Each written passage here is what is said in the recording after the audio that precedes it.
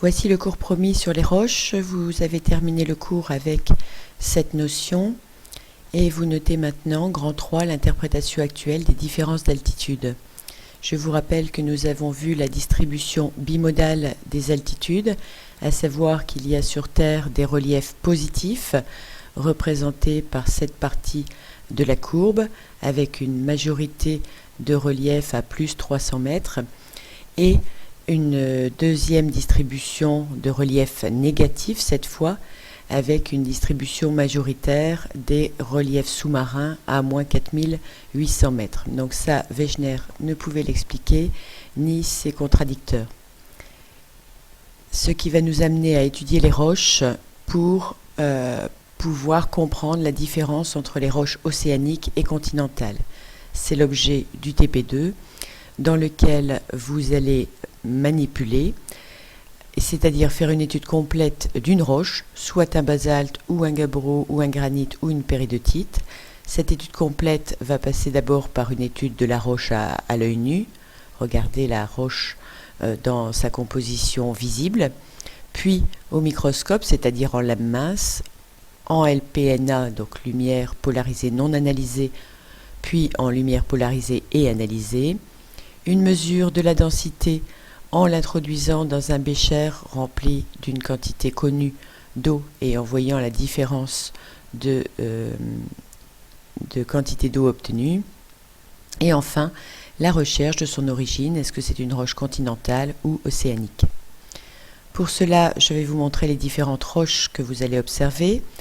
Voilà ici une roche de structure microlithique, c'est-à-dire que peu d'éléments sont visibles à l'œil nu, et ici au microscope on voit principalement des petites baguettes qu'on appelle des microlithes. Il s'agit d'un basalte, donc qui a une structure microlithique, vous le savez déjà.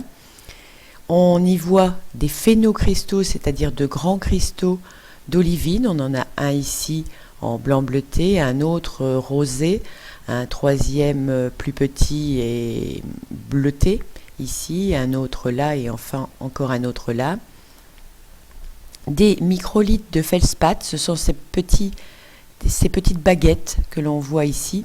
Alors on ne peut pas dire à cette échelle, à ce grossissement, si ce sont des feldspaths plagioclases ou orthoses. On verra mieux la distinction dans d'autres roches. Du vert, tout ce qui est noir dans le fond, ici par exemple, c'est du magma qui n'a pas eu le temps de cristalliser, donc qui s'est figé brutalement. Sur cette autre photographie, c'est exactement la même roche, tout simplement on a tourné l'oculaire ou la caméra, si c'est une observation avec la caméra, et vous voyez que cette fois, les phénocristaux d'olivine sont éteints, c'est-à-dire qu'ils sont totalement noirs sur le champ de préparation. Donc il ne faut pas hésiter à faire tourner l'objectif du microscope, l'oculaire du microscope ou la caméra pour voir ces changements de teinte en lumière polarisée et analysée. Cette autre photographie nous montre un autre phénocristal dans la roche. Ce phénocristal est constitué par une grande bande claire, une grande bande grise, donc deux bandes collées l'une parallèle à l'autre. On en a un autre ici dont on ne distingue pas les deux parties, et encore un autre là qui est sûrement dans un autre plan. Il s'agit d'orthose, donc de feldspath de type orthose, reconnaissable à ce qu'on appelle cette macle double.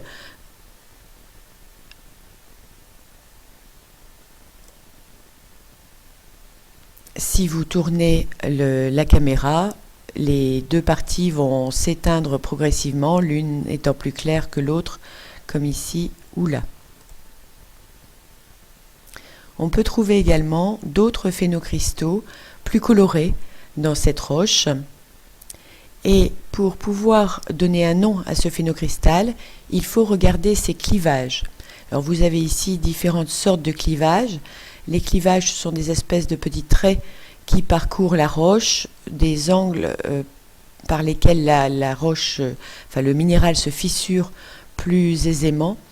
Et on peut voir ici notamment que ces ces traits de clivage sont dans deux directions, principalement celle-ci que l'on retrouve à plusieurs endroits et celle-là. Et donc si vous regardez, les deux directions de clivage font un angle de 90 degrés caractéristique du pyroxène. Donc il s'agit de phénocristaux de pyroxène. Donc je vous invite à faire un schéma des différentes photographies et d'annoter pour avoir de quoi faire pour le cours. Ce même pyroxène, si on tourne la caméra, va perdre totalement ses couleurs ou changer de couleur comme on le voit ici en marron. Résumé que vous trouvez dans votre livre, cette photo 4, page 83 de votre livre, vous montre les différents minéraux que vous devrez observer si vous avez un basalte à observer, donc de l'olivine, souvent très colorée, du feldspath plagioclase, mais à cette échelle pas facile de dire que c'est du plagioclase, du verre, alors je ne suis pas bien convaincue qu'il s'agisse réellement de verre ici, parce que la plage est très grande. Je pense plutôt que c'est un minéral qui peut être de l'olivine ou de pyroxène, mais qui est en position d'extinction. Par contre, les petites plages noires, ici, là ou là c'est fort probablement du verre. On a donc ici également du pyroxène, que l'on retrouve grâce à ces clivages à 90 degrés. Une roche maintenant totalement différente. On voit des grains qui sont collés les uns aux autres. C'est une roche donc grenue. C'est un granit que nous observons ici. Alors sur ce granit, on voit des minéraux très grands, parsemés de bandes si l'on peut dire. Parfois ils ont l'allure de véritables codes-barres. Ce sont des feldspaths de type plagioclase que vous trouvez en abondance dans le gabbro. Je crois que j'ai dit granit au départ, excusez-moi, on est ici en présence de gabbro. On a également des minéraux très colorés pour lesquels on voit parfois les clivages. Alors ici on voit très bien le clivage dans ce sens, un petit peu moins le clivage perpendiculaire. Ce sont cette fois encore des pyroxènes que l'on peut trouver de toutes les couleurs. C'est pas la couleur qui permettra de les distinguer.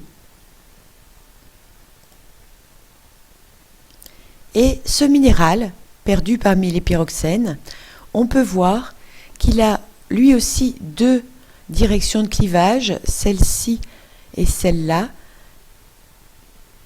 mais cette fois, l'angle est de 120 degrés entre ces clivages. Il s'agit donc d'une amphibole. Là, on a tourné la caméra. Les plagioclases apparaissent beaucoup plus clairs pour celui-là, beaucoup plus sombres pour celui-ci, mais ce sont toujours des plagioclases et on retrouve différentes teintes pour les pyroxènes visibles précédemment. Encore un quart de tour de la caméra, des plagioclases qui apparaissent encore avec leurs bandes, mais de couleurs différentes. Et on retrouve bien ici un pyroxène avec cette fois-ci des angles vraiment à 90 degrés très nets. Une dernière photographie de gabbro avec toujours cette structure grenue bien visible, aucun trou, aucun espace dans cette roche. Et cette fois encore, des clivages à 90 degrés pour le pyroxène.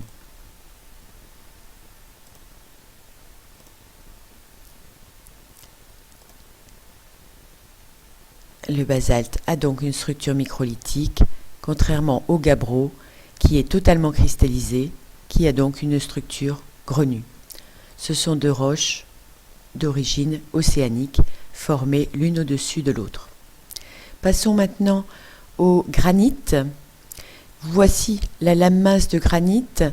J'avais cette photographie et pas pour les autres, donc c'est l'occasion pour vous d'aller voir comment on prépare une lame mince en allant voir sur YouTube cette vidéo et noter 2 à 3 phrases concernant la préparation d'une lame mince et ses différentes étapes. Donc dans ce granit, on voit en lumière polarisée non analysée des minéraux très colorés, toujours de teinte marron. On les dit ressemblant à des lames de parquet. Alors c'est un parquet qui aurait été mangé par les vers, mais on a toujours une structure allongée avec un clivage dans le sens de l'allongement. Souvent des grains de zircon, ces choses noires visibles dans chacun des minéraux. C'est du mica noir, appelé aussi biotite. On passe en lumière polarisée et analysée. On retrouve du feldspath plagioclase, vraiment code barre cette fois-ci, et du quartz qui n'a pas de forme propre, on le dit xénomorphe, une forme qui lui est étrangère, puisqu'il s'est formé à la fin de la cristallisation, il a occupé les espaces libres, il peut être noir, blanc, gris, il va posséder toutes ces teintes de polarisation entre le noir et le blanc.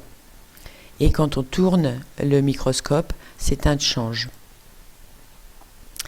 Attention, nos microscopes et surtout les caméras qui nous servent à réaliser des photographies ont souvent des teintes de polarisation étranges dans les bleus. Et donc vous avez ici ce que vous verrez sans doute, c'est toujours un plagioclase avec ses bandes, son aspect en code barre, celui-là également, mais une polarisation dans les teintes bleues que je n'explique pas, c'est dû à la caméra. Donc ici encore, ces teintes bleues étranges, mais il faudra bien comprendre que ce sont des plagioclases également.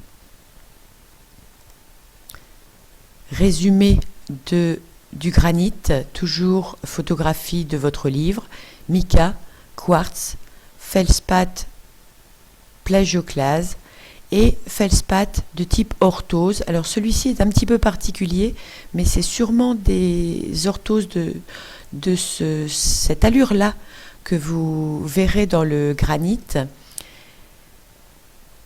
Principale roche continentale.